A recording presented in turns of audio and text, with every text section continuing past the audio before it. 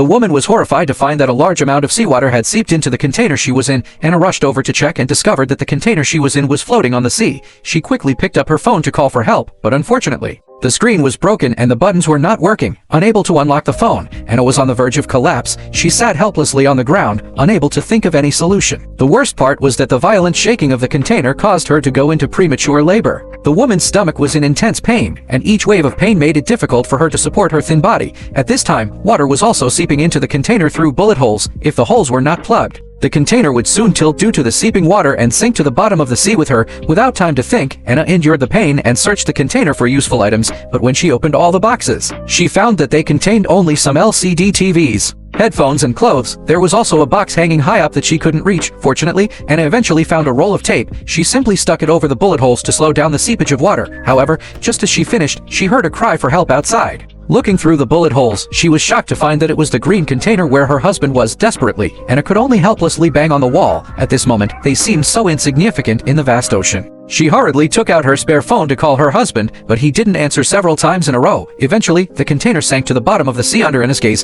Her husband's departure left Anna heartbroken. She seemed to have lost hope for the future. She could only keep calling her husband's phone, praying for a miracle, but with the cold beeps on the other end, Anna knew the hope was slim. Perhaps sensing her mother's depression, the baby in her womb kept kicking. It seemed to be awakening her mother's will to live soon. Anna calmed down, however. The long-term mental tension caused her to fall into a deep sleep. When she opened her eyes again, the wooden board under her was floating against the wall. She suddenly woke up and found that the wooden box above her head was about to fall. Sure enough, the box fell heavily just as Anna ran away. In this closed container, there was no water or food and she couldn't survive for long. Fortunately, after the box fell earlier, Anna found a backpack hanging on the wall. She emptied everything out and found that there was not only food and water but also an undamaged electric drill. Before Anna could be happy, she heard the sound of water rushing in from behind. She hurriedly checked and found that the place she had stuck the tape earlier had been washed away. She looked at the increasing amount of water in the container and didn't know what to do, but when she saw the plastic containers, she suddenly had an idea. Anna cut the sealing rings inside and gathered them together. This was a more reliable way to block the hole than the tape, to prevent the container from sinking. She also found a pipe from the electrical box and extended it outside.